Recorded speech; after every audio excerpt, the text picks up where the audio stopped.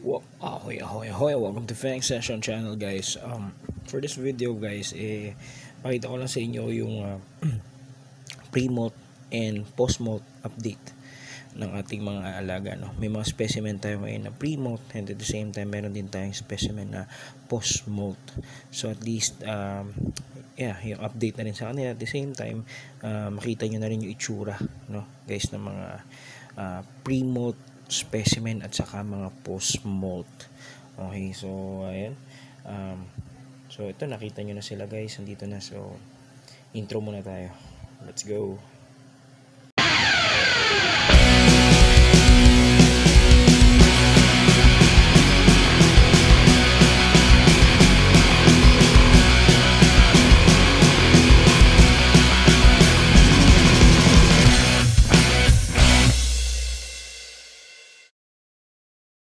Alright. Ayan. Andito na yung mga specimen natin, guys, no. Meron tayong Brachypelma auratum and Brachypelma hamori. So dalawang Brachypelmas yung sabay na nag pre-molt. No? Titignan natin 'to, guys. So, para makita nyo.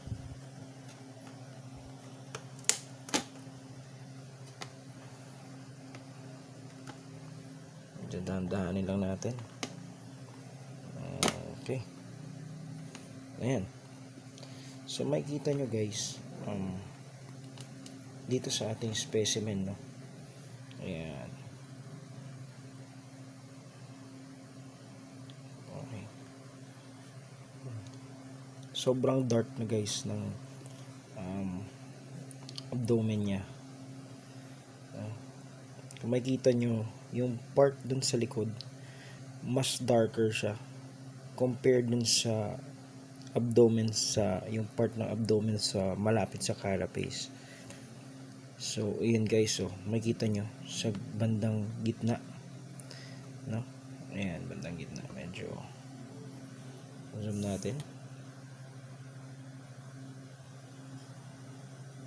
Ayan, guys, so makikita nyo sobrang dark na actually. Bago mag-dark yan, nagko-color parang skin tone or yung skin color na medyo brown, no, yung kulay ng abdomen nila. Pero kung makikita nyo, guys, yan, nangingitim na. So anytime soon, magmo-molt na to, no? So ayan, siniset tapan natin yung kanyang enclosure ng medyo basa or naka-prepare na water dish para yung moisture, guys, na-maintain or magkaroon pa rin ng moisture, no, para hindi siya mahirapan mag-molt. Ayan, guys, so kitang-kita nyo, no, in difference, no. So para may layers ng black. Ayan, sa bandang bandang gitna. Ayan, kita nyo, guys. Ayan, no. Okay, yan yung ating auratum. So zoom out.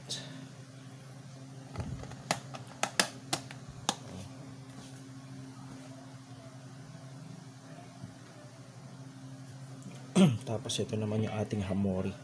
Itong hamori natin, guys, medyo na siya, no, lethargic na, I think. Yan, ganda ng kulay nito, guys. Ito yung mga yung mga sikat na kulay sa tarantula, sa mga mga nakita sa mga movies. Ito yun, yung hamori. Okay, so medyo agri-active pa siya. Wait lang, ipatalikod natin siya, no, para makita natin yung yan. So same din, guys. Ayan, no, makita nyo medyo, ayun, diba, may parting dark dun sa likodan, sa back part, which is sign na rin yan na pre-molt. Okay, so ayan, guys, tigan yung maigi. Okay, so at the same time, yung kulay, guys, medyo parang tumatamlay, no, parang pumupusyaw sa tatawag nila, mapusyaw yung kulay. Yan, di ba? Mapusyaw yan.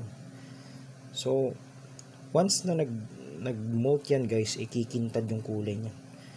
Mas maganda na yung kulay niya, no? So yan. Ayan guys. Yan yung mga pre-molt specimen natin, no? Sample.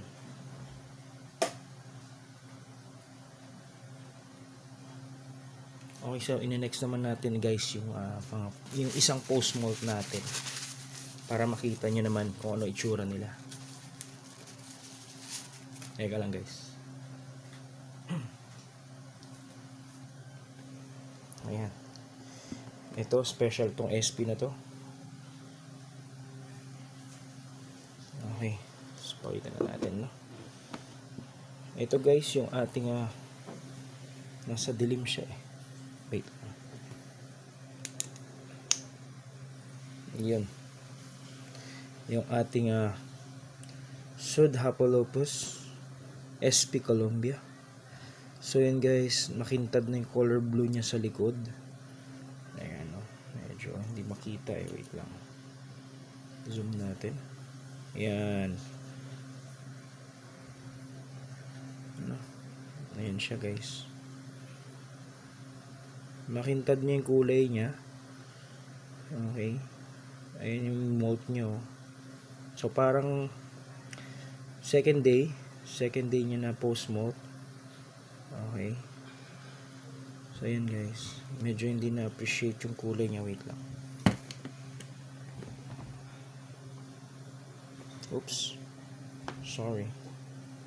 Ayan, medyo lumabas siya guys. Yan. Okay. Ito yung Pseudhapalopus SP Colombia. Or yung Colombian blue and yellow. No? Okay. Yan yung isa. Then, ito, isang post molt din to pero medyo matagal ng konti.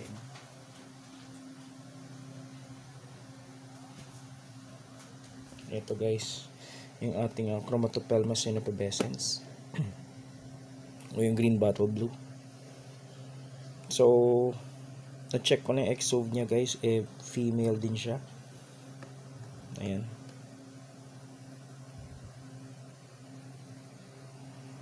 Okay. So makikita nyo guys yung mga kulay nila makikintad na no, after post molt. Pagka nag post molt sila, makikintad na yung kulay nila. Yan. So yun yung pwede nyo ma-observe guys.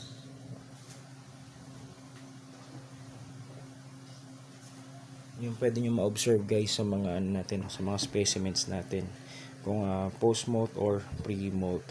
And then at the same time, yun nga, syempre pag post molt, make sure na siguro 10 days, no? Pinaka safe na pakainin is after 10 days guys, para sigurado na 10 to 14 days, 2 weeks, no? Para siguradong na harden na yung exoskeleton nila. Depende rin yun guys kung sling ba to, juvenile, or yung what you call this, mature na. So sa mga sling siguro mga good 5 days, 3 to 5 days siguro pwede na yun. Pero the longer the better, no? Basta maglagay lang kayo may naka-prepare lang na water dish. So sa mga naman natin, juvenile to mature, most likely 2 weeks yan, 2 weeks pataas. So depende sa laki ng specimen, no? So yun, kasi kapag pinilit nating i-feed to guys, may possibility na ma-injury sila kasi malambot pa yung exoskeleton nila, yung exove nila. Yun, malambot pa din na may injury, pwedeng maputol yung mga kamay o yung mga legs nila, no? So yun yung iiwasan natin, mas stress sila, pwede rin silang mamatay.